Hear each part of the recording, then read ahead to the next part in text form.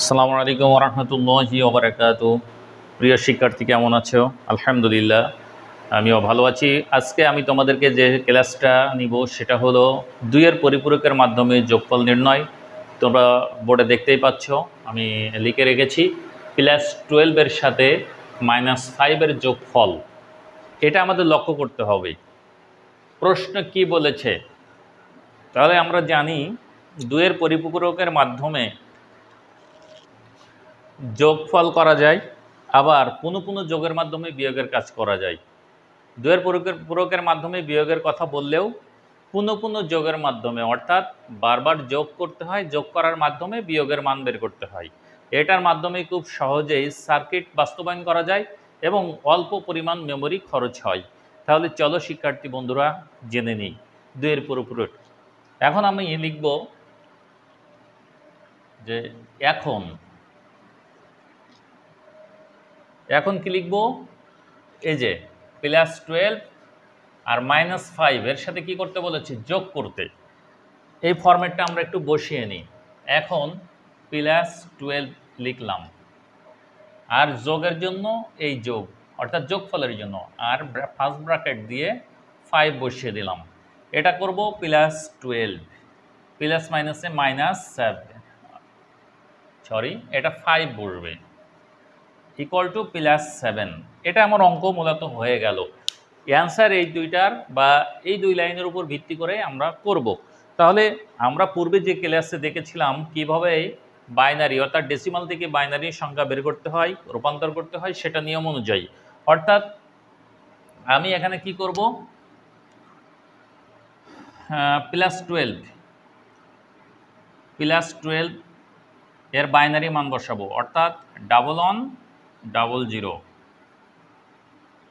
আর যেহেতু এটা প্রশ্নেই বলা থাকবে 0 থেকে +127 এই পর্যন্ত থাকলে 8 বিট রেজিস্টার আকারে, ইচ্ছা করলে প্রশ্নকর্তা উনি বলতে পারেন এটা 6 বিট আকারে দেখাতে হবে।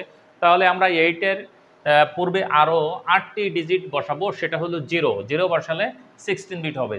এই প্রশ্ন সাধারণত 8 বিট রেজিস্টার অস্থায়ী মেমোরি হিসেবে দেখানোর কথা বলা হয়। তাহলে আমরা কি করব? +12 এর বাইনারি মান বের করলাম। এবার 8 বিট করতে হবে, অর্থাৎ বাম পাশে 4টা 0 নিতে হবে। এরপরে আমরা 1100 এটাকে এখানে লিখতে পারি সাইড নোট 8 বিট রেজিস্টার। ওকে, এখন যেহেতু +12 এটা পজিটিভ সংখ্যা, এটার আর কিছুই করা লাগবে না, কোনো পরিপূরক করা লাগবে না। ওয়ান্স এলিমেন্ট বা টুস কমপ্লিমেন্ট, 1 এর পরিপূরক বা 2 এর পরিপূরক কিছুই করা লাগবে না। ভালো করে লক্ষ্য করতে হবে। এবার এই যে -5কে আমরা কি করব? +5 ধরে নিতে হবে। -5 ইকুয়াল টু +5, কারণ -5 এর মান বের করতে আমাদের প্লাস ধরে নিয়ে বাইনারি মান বের করতে হবে। তাহলে বাইনারি মান বের করার জন্য আমরা কি লিখব? 0101। এবার এটাকে কি করব? 4টা বিট বাম পাশে যোগ করব 0। এবার 0101, এটাও আমরা কি করব? সাইড নোট লিখে দিতে পারি 8 বিট রেজিস্টার। ওকে, এটাকেই পরিপূরক করতে হবে। কি করতে হবে? -5 এর বাইনারি মান বের করতে হবে বা পরিপূরকের মাধ্যমে। এবার কি করব?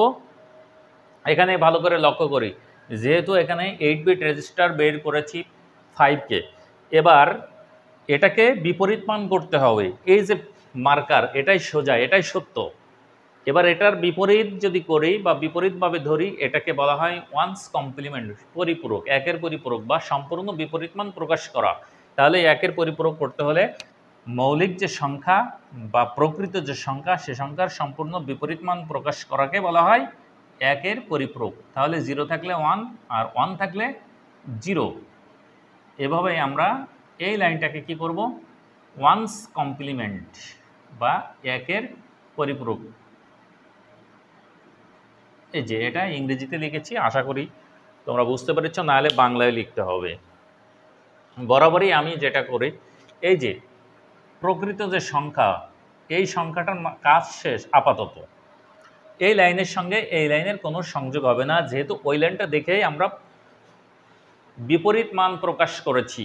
এজন্য যে মূলত যে সংখ্যাগুলো বা যা মান ওটা ওইভাবে রেখে দিয়েছি। এবার কি করব বোঝানোর জন্য আমি লাল পেন ইউজ করলাম, লাল মার্কার। এই যে +1 এটা হচ্ছে সূত্র।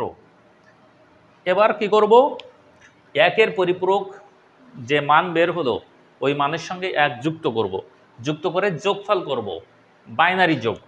তাহলে 0 1 এ 1, হাতে কিছু নাই, 1 0 বস করতে 0 1 যা আছে সেম জিনিস বসে যাবে। এবার এটা বোঝানোর জন্য একটু অ্যারো দিয়ে দিয়েছি, এই যে -5। তাহলে আমাদের কি কথা ছিল যে এই +12 এটা কিছুই করা লাগবে না, এটা পজিটিভ সংখ্যা। যারা আমাদের বিপক্ষে থাকে তাদেরকে পক্ষে নিয়ে আসার জন্য বিভিন্ন প্রলোভন দিই, বিভিন্ন অফার দিই। এই অফার হচ্ছে -5কে +5 ধরেছি, ধরে বাইনারি মানকে 8 বিট রেজিস্টার করেছি। 8 বিট রেজিস্টার অর্থাৎ প্রকৃত যে সংখ্যা, সেই সংখ্যার সম্পূর্ণ বিপরীত মান প্রকাশ করলাম, তাকে বলা হয় একের পরিপূরক। এবং প্রকৃত সংখ্যাটা আমরা লাল কালি দিয়ে আলাদা করে রাখছি, ওটার কাজ শেষ। একের পরিপূরকের সঙ্গে +1 যুক্ত করলে যে মানটা আসে সেটা হচ্ছে 2 এর পরিপূরক। এটা এখানে আমি একটু টুস কমপ্লিমেন্ট লিখে দিলাম, কমপ্লিমেন্ট। ওকে, মূলত বোঝাতে চাচ্ছিলাম মাইনাস মানকে বের করার জন্য পুনঃ যোগের মাধ্যমে করেছি।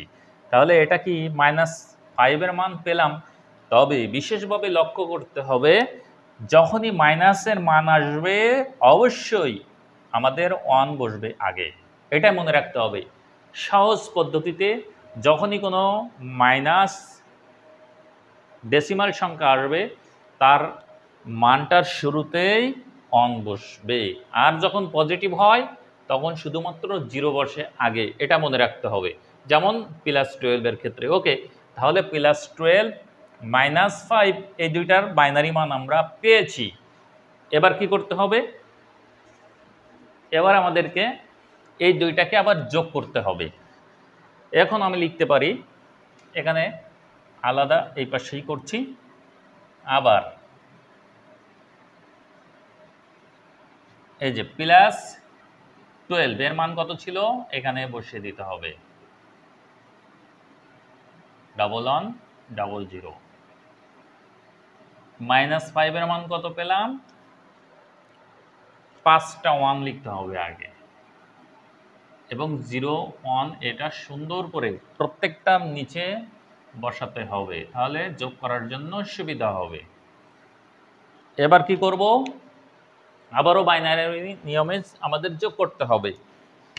0 1 এ 1, 1 0 1, 0 1 এ 1, 1 1 এ 0, হাতে 1, এটা বোঝানোর জন্য এখানে আমি বসালাম, এটা বোঝানোর জন্য আমি বসালাম 1 1 এ 0, হাতে 1, আবারও 1, 1 1 এ 0, আবারও 1, 1 1 এ 0, হাতে 1, 1 1 এ 0,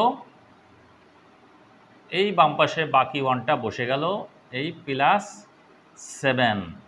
তাহলে আমাদের কথা ছিল 8 বিট রেজিস্টার। আমরা যদি এখানে গণনা করি তাহলে দেখব 1 2 3 4 5 6 7 8 9, 9টি সংখ্যা চলে এসেছে, কোনো টেনশন নাই।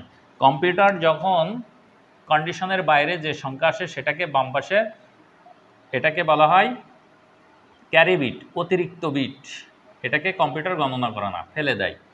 আর শুরুতেই যেটা থাকবে সেটা হলো সাইন, SIGN, সাইন বিট বা চিহ্নিত বিট। এটাই মূলত আমাদের অঙ্ক ছিল। তাহলে আমরা বিশেষ করে মনে রাখতে হবে, এই দুইটার মাইনাস করার বা যোগ করার পরে যেটা আসছে সেটা হলো +7। আর আমরা জানি +7 এর বাইনারি মান হচ্ছে এইটা 0 1 1। তাহলে আমার অঙ্ক সঠিক হয়েছে, যখন ডেসিমাল মানের সঙ্গে বাইনারি মান মিলে গেল তখন আমার অঙ্ক সঠিক। তাহলে আমরা এখানে অ্যান্সার কিভাবে লিখতে পারি, অ্যান্সার যেভাবে লিখবো সেটা একটু সাজিয়ে লিখি। আমি বরাবরই এগুলো সাজানো পছন্দ করি। সংখ্যাটি 8 বিট আকারে সাজিয়ে পাই, আকারে সাজিয়ে পাই। এই যে এটা লিখলে পরীক্ষার খাতাতে খুব ভালো লাগে দেখতে। 0 1 2 3 4 5 6 7, এটা 0 0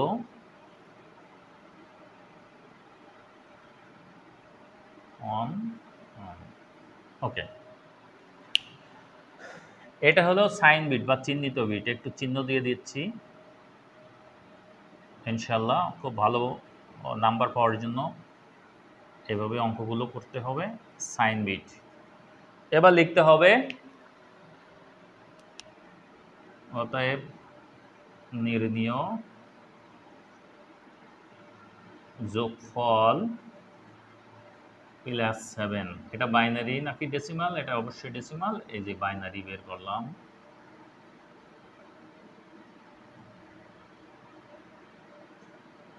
এটাই অ্যান্সার। প্রিয় শিক্ষার্থী, আশা করি তোমরা সুন্দরভাবে বুঝতে পেরেছ। আমি আমার সাধ্যমতো বোঝানোর চেষ্টা করেছি খুব সহজ পন্থাতে। এভাবেই যদি অঙ্কগুলো করো তাহলে আশা করা যায় কোনো অঙ্কেই বাঁধবে না, বেঁধে থাকবে না, ঝামেলা হবে না।